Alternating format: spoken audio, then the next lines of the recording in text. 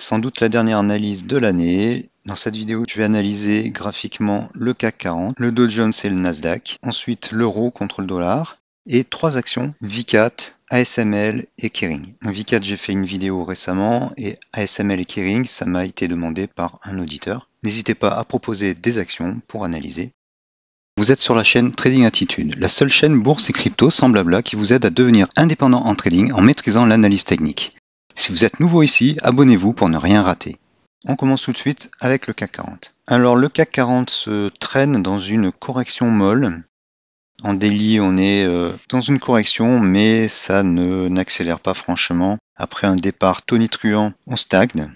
Donc on est plutôt en train de surfer sur les bas de l'asset, mais c'est pas franc.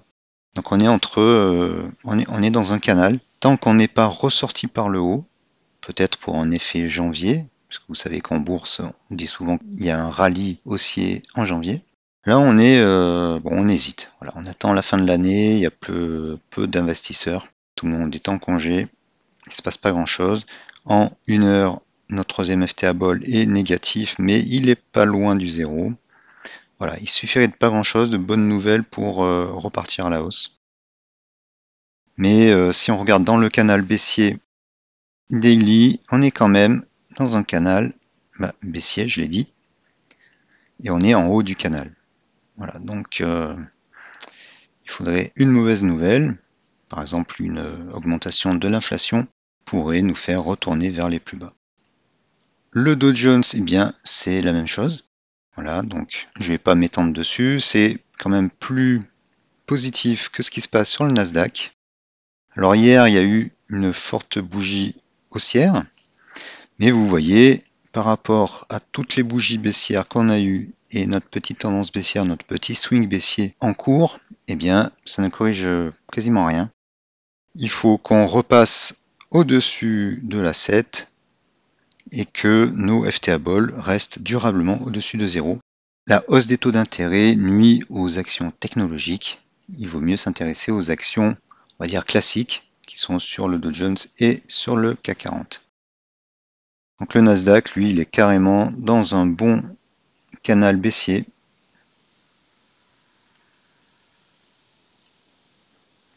Et je pense qu'il n'est pas prêt d'en sortir. Du côté de l'euro, alors l'euro reprend du poil de la bête face au dollar. Après, je ne pense pas que ça va durer. Là, je pense que la BCE est en train d'acheter au max.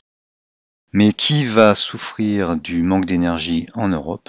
Eh bien, c'est l'Europe. C'est pas les États-Unis. Eux, ils vont être compétitifs. Donc au final, c'est l'euro normalement qui devrait baisser. Et alors, qu'est-ce qui se passe? On a un swing haussier depuis novembre, avec une belle safe zone sur le troisième FTA Ball en daily. Et là, le momentum commence à se fatiguer. On a une sell zone sur le deuxième FTA Ball, mais comme vous le savez, une safe zone positive, ça veut dire un ralentissement, pas forcément une tendance baissière. Il faudrait d'abord qu'on ait une sell zone sur le troisième FTA Ball et qu'on se rapproche du zéro. Voilà. Pour l'instant, l'euro monte moins fort qu'avant. Et donc, attention, attention. Si vous voulez trader sur l'euro à la hausse, eh bien, il y a le 1 heure. On voit qu'il y a eu des creux. Donc, chaque fois, ça a été positif. Mais soyez quand même prudent. Bon, voilà, vous l'avez compris, les marchés attendent la fin de l'année. On va clôturer 2022 et on va voir ce qui se passe en 2023. Analysons maintenant les actions dont j'ai parlé au début. Alors, tout d'abord sur Vicat, puisque j'ai fait une vidéo récemment. Vicat, eh bien, stagne dans sa baisse. Notre troisième FTA Ball remonte. Il est plus haut que précédemment, mais ça ne veut pas forcément dire qu'il y aura enfin ce rebond tant attendu. Ici, il avait progressé, mais les cours, eux, n'avaient pas réellement progressé. Il faudrait donc déjà qu'on dépasse ces deux derniers plus hauts.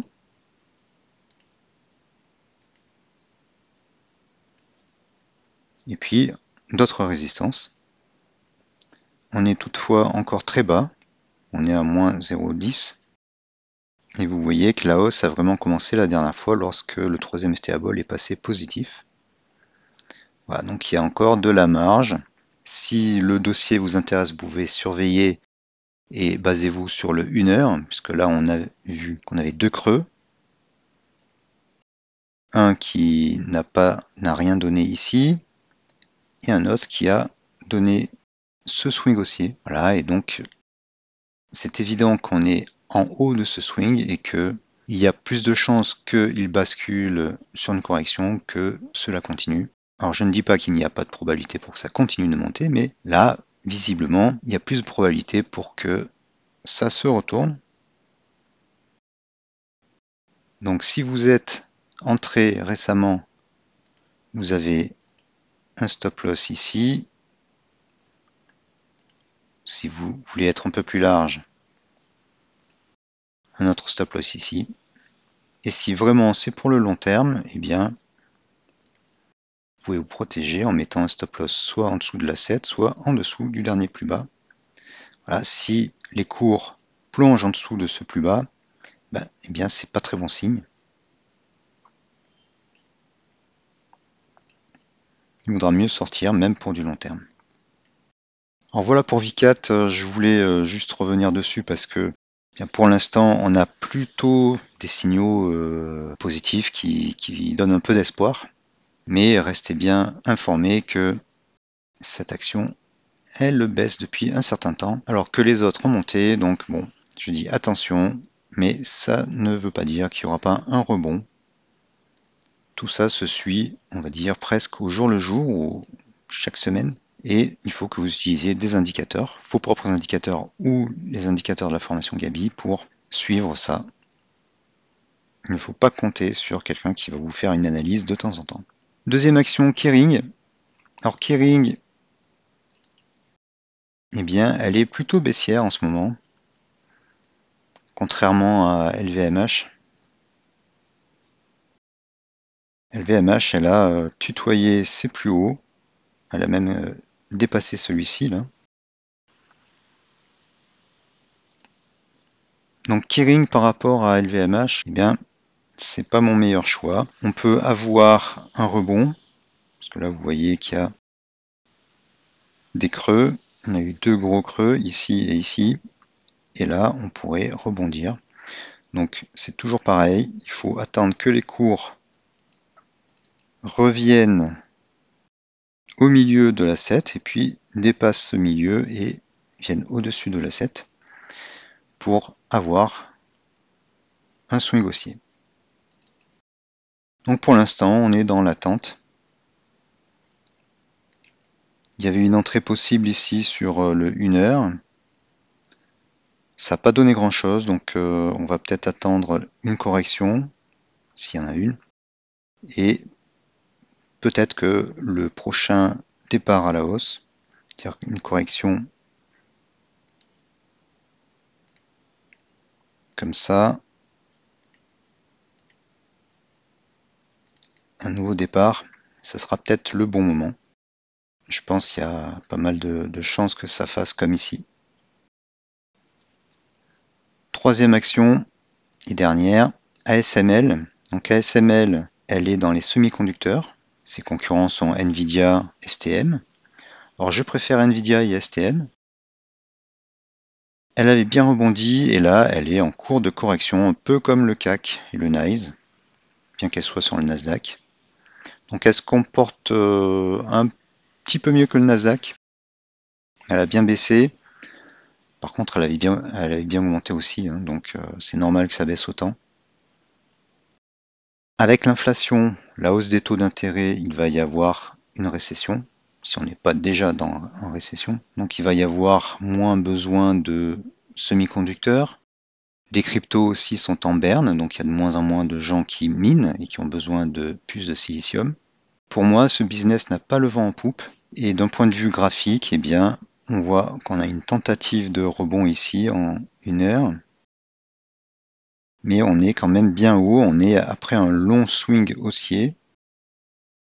Sur le troisième stable, on voit la safe zone qui intervient dans une tendance baissière de moyen terme.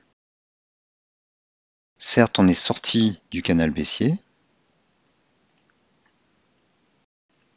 mais mais est-ce qu'on n'est pas en train d'en construire un autre?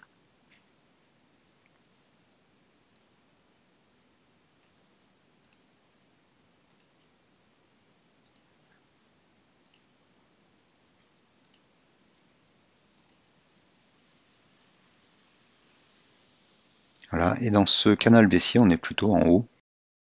Donc il faut attendre, voir ce que cela donne. On est en début de sell zone sur le troisième FTA Ball. On est bien avancé sur le deuxième. Donc il faut attendre que le deuxième se retourne, un peu comme ici, là, pour voir ce que ça va donner et ce que va faire le troisième.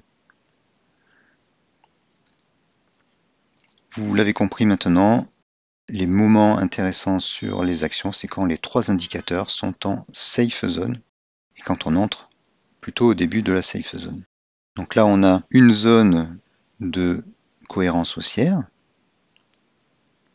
Ici, on en a une autre. Là, on en a une toute petite. On a eu une faible hausse sur les prix. Là, on en a eu une autre. Encore une faible hausse. Mais le plus intéressant, c'est quand le deuxième et le troisième indicateur sont positifs et en cohérence haussière. Et là, effectivement, on était dans la belle tendance qu'on a eue en 2021. Voilà, donc c'est plus le cas aujourd'hui. On est dans une tendance baissière avec des reprises, des rebonds et des corrections. Donc il faut être beaucoup plus sélectif. Et je vous conseille plutôt des actions comme Total, qui elles sont sur leur FTA Ball positive. Il y a des corrections qui nous permettent d'investir, de rentrer ou de rempiler. Et globalement, on est sur une tendance haussière. Voilà, donc ces trois actions, ASML, Kering et Vicat, eh bien, sont plutôt dans une tendance baissière. Moi, je préfère investir sur des actions qui sont en tendance haussière. Voilà, j'espère que cette probable dernière analyse de l'année vous aura intéressé. N'hésitez pas à liker la vidéo, à la partager et à laisser un petit commentaire, ne serait-ce que pour donner votre avis. Merci d'avoir regardé cette vidéo et à bientôt.